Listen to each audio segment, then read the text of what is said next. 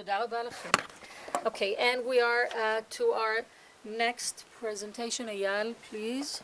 Yeah, which now we'll just have to do some technical issues. אני מוציאה את זה כאן. תפתח, בוא, תפתח.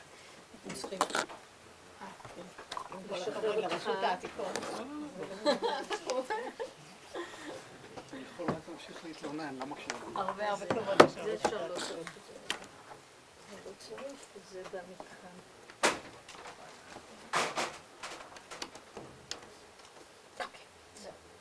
Okay, so Eyal Regev is a professor at Martin Zeus Department of Israel Studies and Archaeology at Bar-Ilan University. His studies focus on social and religious history of the Second Temple period. Eyal has written extensively on sects within Second Temple Jewry and early Christianity, and has several books, and I picked of the to mention sectarianism in Qumran. I'm doing something, excuse me. Sectarianism in Qumran, a book of 2007. The Temple in Early Christianity Experiencing the Sacred of 2019. And most recently, in Hebrew, Other Jews, Jesus and Early Christianity, an Internal Jewish Perspective of 2025. And Eyal will speak with us on the role of ordinary priests in Nehemiah's reform. Please. Hi everybody, good afternoon. Nehemiah's governorship in Judea changed its social and religious reality in several respects, as long as we accept the book of Nehemiah as a credible historical testimony. Scholarship on Judea in the Persian period has pointed to the centrality of the temple in Achaemenid Judea, even beyond the cultic sphere. Indeed, the Jewish community in Yehud constructed its identity and its unity around the temple. Nonetheless, several scholars concluded that the text of Nehemiah diminishes the role of the priesthood. Scholars concluded that the text of Nehemiah diminished the role of the priesthood and doesn't refer to the priest's role in the sacrificial cult. And you can see studies by Amzaleg and Fulton and Bedford, Rojanam, and it doesn't really the actual argument of Shpael, but he actually estimates the authority of the Levites in contrast to those of the priests. Quite in contrast to this trend, in this paper I suggest that two major activities that are attributed to Nehemiah, the rebuilding of Jerusalem wall and the reestablishment of the laws of the Torah, the Amanah, were achieved due to close involvement of the ordinary priest. The priests also benefited greatly from the cultic aspects of the Amanah. Now, as an introduction, I'm moving to the civil authority, civil roles of the ordinary priest. Before discussing the evidence, it is necessary to survey the civil roles of ordinary priests in the book of Nehemiah. The priests are accounted as one of the distinguished groups in Jerusalem, along with the nobles, chorim, or the rulers, sganim. Priests, as well as Levites and Netinim, that is, cultic groups, are listed among the citizens of Jerusalem. Detailed names are listed in 11:10-20. They included 1,192 priests and 284 Levites. Priests and Levites lead the foundation ceremony of Jerusalem's wall, and also purify the people in these special events. ויתארו הכהנים והלוויים ויתארו את העם ואת השערים ואת החומה. The role of the priests in such activities outside the temple, which has no Judean precedent, may be explained by the influence of the Babylonian Akitu festival, a Celtic rite which took place outside the temple. Both rites were attended by priests and included recitations of text or prayers and purification. Now I'm turning to the rebuilding of Jerusalem's wall. Nehemiah discovers the poor condition of the city wall and decides to restore it. this is not merely a matter of security, but a political enterprise which asserts Jerusalem's independence in relation to other socio-political forces headed by Sanballat the Horonite, Tobiah the Ammonite, and Geshem the Arabian. Nehemiah 3 lists the names of the builders, and it should be noted that the list of the builders and the exact location of the part of the wall they constructed or take care of its building is exceptional not only in the book of Nehemiah, but in the entire biblical corpus. Its distinctive literary structure implies that it was not an integral part of Nehemiah's memoir, and perhaps was added later, and according to one scholar, which I noticed, it was added by Nehemiah himself. It seems to be an independent administrative text with many prosopographic and geographic details which may actually increase its authenticity.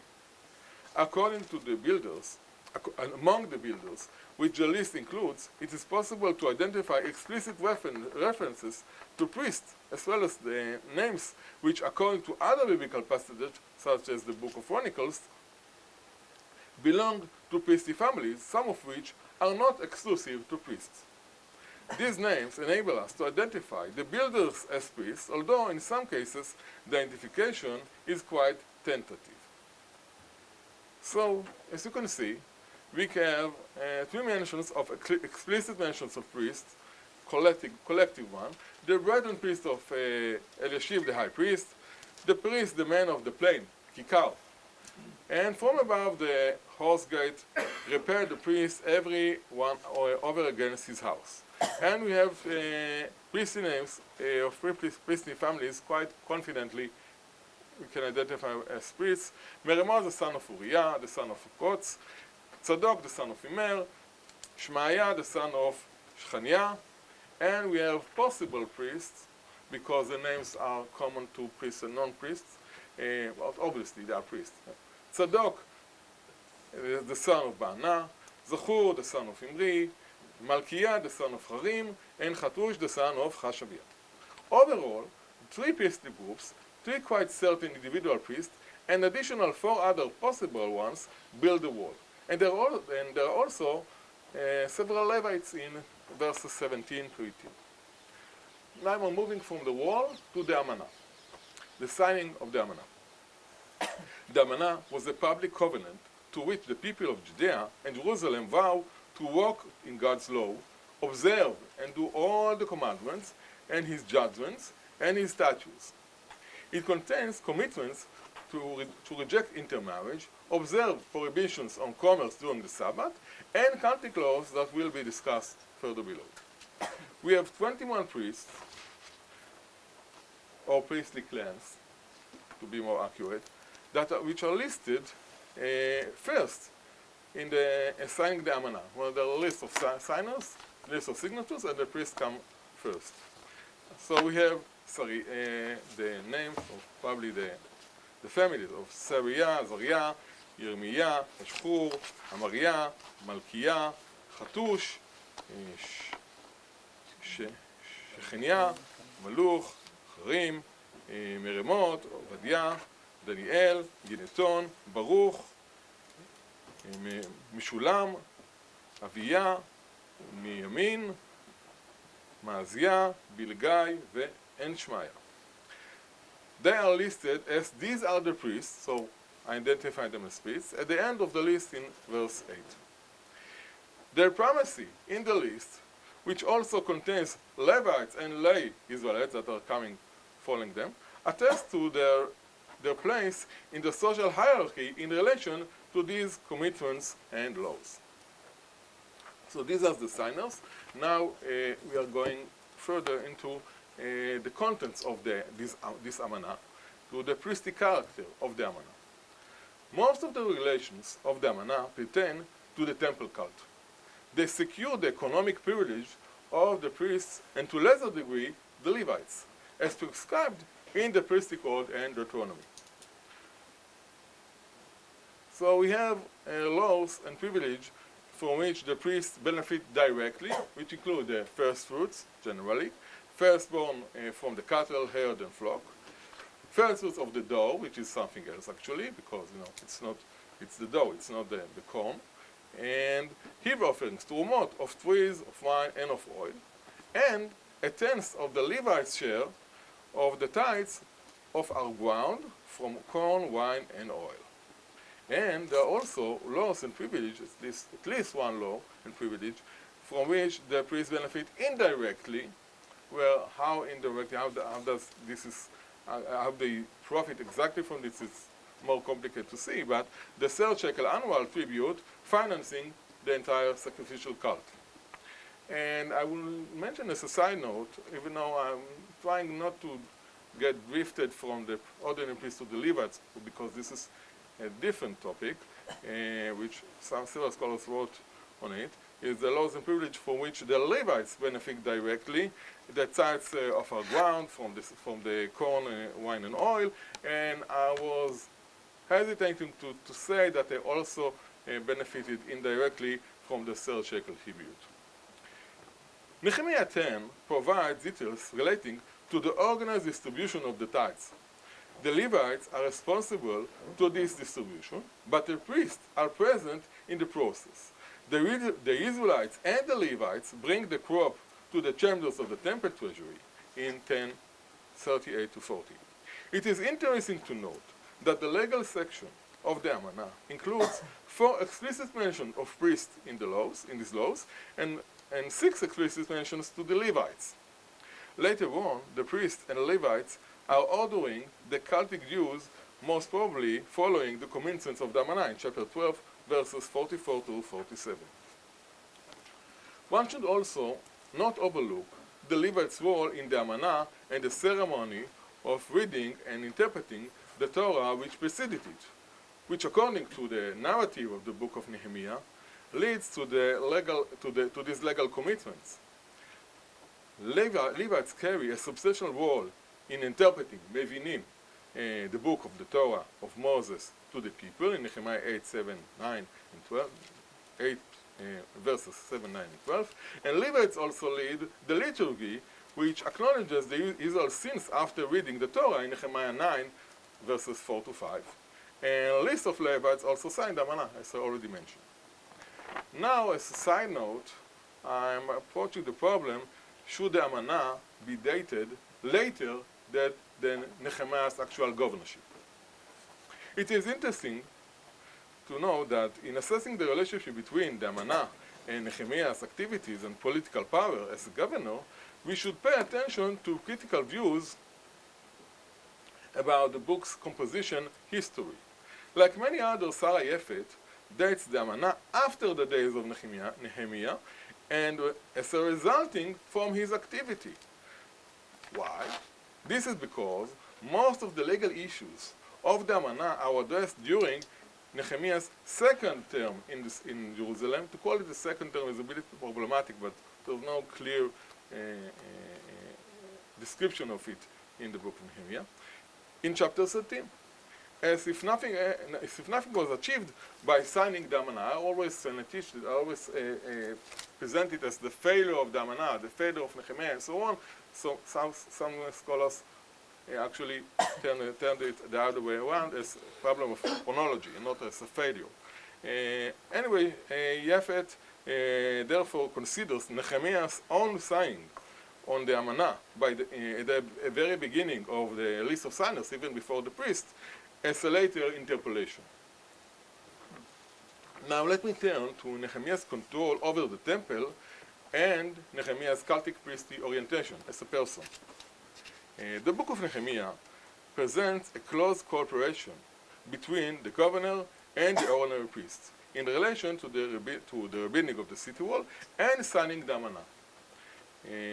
It's not only cooperation, because my point is that the priests actually benefited from the Amanah. So it's like it was almost to say that it was tailored to the exact needs. However, not all the priests sided with Nehemiah.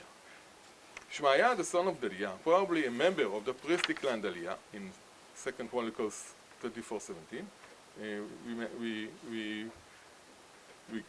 we meet this clan of Delia, is accused by Nehemiah as a false prophet listed by his opponents to warn him from assassination in order to threaten or intimidate him in Nehemiah 6 verses 10 to 13.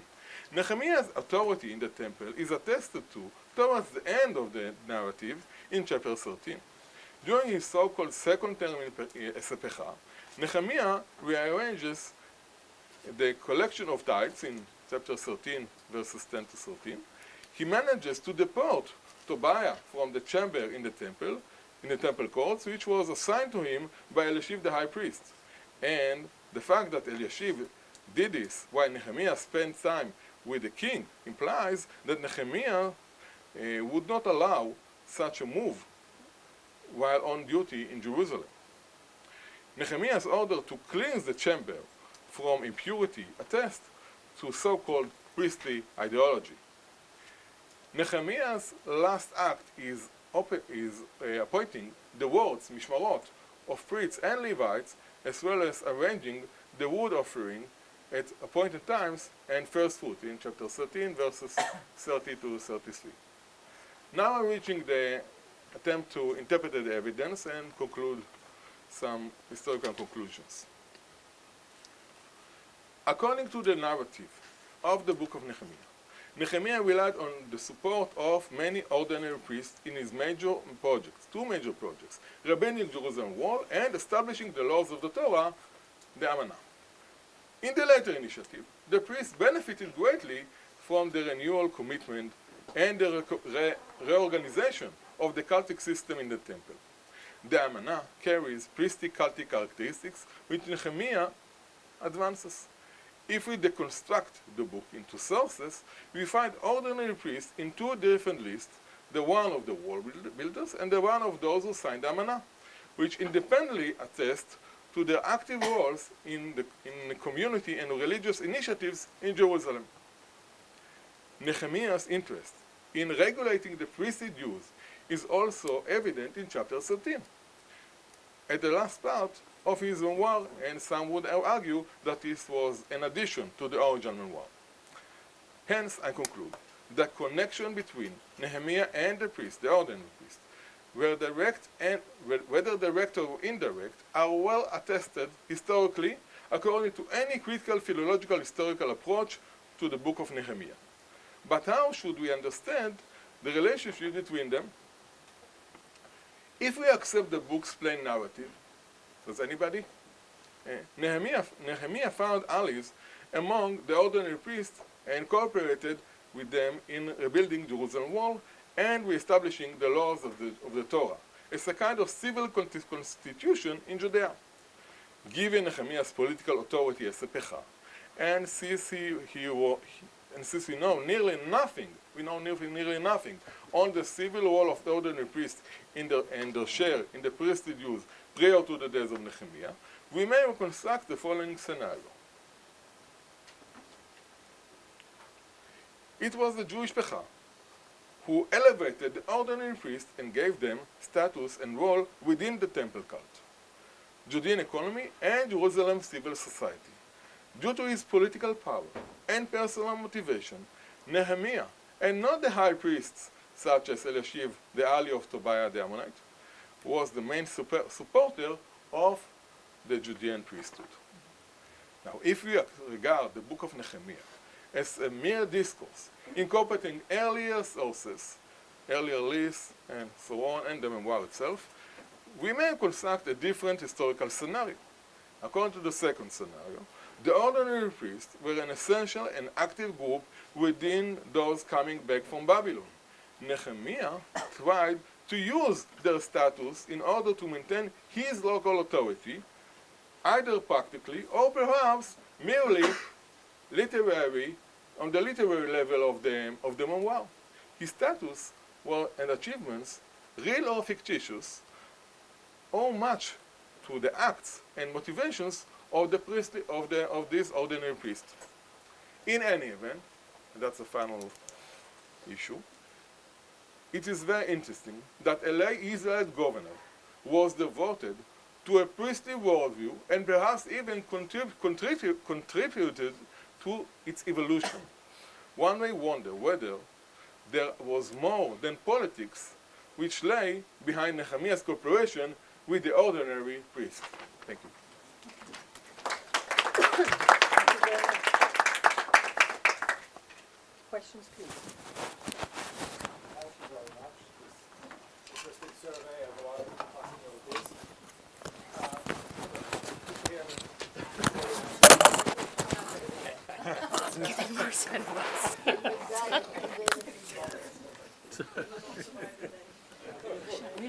I was never a big supporter of movies. To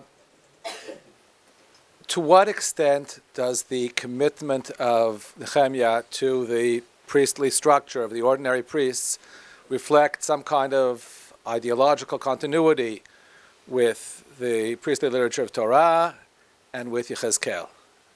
To what extent do we see references back to the roles of the priests and the importance of the priests and the importance of the temple structure in general in what we have in Nehemiah? Of course, the question is, what is Nehemiah? There is a quite new article, I don't know exactly, about priestly wording, priestly technical language in the book of Nehemiah, and it was not related at all. The example that she used there were not exactly. I don't remember. It is written somewhere, even if not in my notes, but somewhere I managed to remember that. They are not related to any real cultic wordings or terms, but very technical. So on the literary lexical level, maybe not so much. Usually, one thing which, when I say non-cultic, when the most cultic example she gives is about the Sukkot, the plants that they bring when they realize that they are not celebrating Sukkot correctly. As in Leviticus 23, but it is As I said, correctly. well, This is the benchmark of celebrating Sukkot. Beyond that, I'm not an expert, as you know, in this material, but you should. Everybody, since Wellhausen and etc., and they turn the entire biblical literature on its head, because Nehemiah, the book of Nehemiah, and especially the Amanah, is the proof for the correct me if I'm wrong, but is kind of the first time we actually realizes that there is such a priestly views, priestly literature, and so on. And as far as Ezekiel, it's hard for me. Tova will be able to answer that more accurately. I didn't have any thoughts about comparing them, because it is obvious that Ezekiel is far ahead beyond the basic priestly literature. So I think we should focus first of all on the first part of the question, how we compare Nehemiah and the priestly code, and only then, even if it seems to have very, very close chronologically, to compare it to Ezekiel.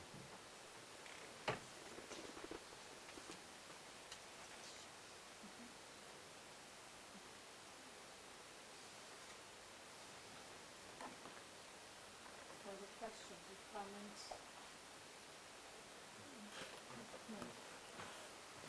The idea came up earlier today that in Achaemenid Judea, the temple was the center for collecting the taxes for the king. I noticed that.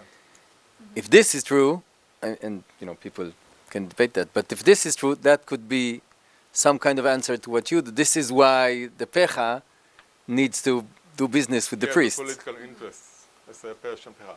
Yes, certainly. Anyway, from my perspective as a historian of the later periods of Hasmonean and Roman period, so I think it's not something new to say that the empire has interest that the temple will be strong, will be rich, will be effective, and so on. This is good for business. It is good if the temple is in alignment with the empire itself politically. So if the people in the temple, the people who run the temple, are not against the regime, so I think it's the empire, the officials and the king and so on will encourage such a reforms like the one that Nehemiah did. And I think the empire could have benefited from this reform.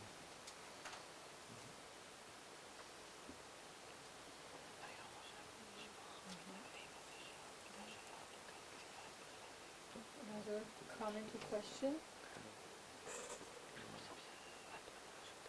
I think that one of the interesting things just to realize about Nehemiah is the way that it structures the reconstruction of the Judean society. And the place of the priest is really very, very interesting. One of the things that was realized that the entire issue of reading the Torah in Nehemiah 8 was done on the street and not in the temple. So this may also be something to consider. What is the status of the temple personnel in Jerusalem by that time? Yes, I think one of the things that was misleading for these scholars that reduce the effect of the priest, especially ordinary priest in Nehemiah and the Persian period in general, is that some of it or most of it is outside the realm of the temple, right? like you mentioned, but they are priests. Because if they have power, if they have any kind of effect on society, this is first and foremost from the descent and from the temple occupations. The authority comes from being priest, and it's not vice versa. So I would imagine that they do have some cultic authority in the temple, and that kind of cultic, even imaginary, even not practical, in the thinking of the people, that one affects on how they act outside the temple.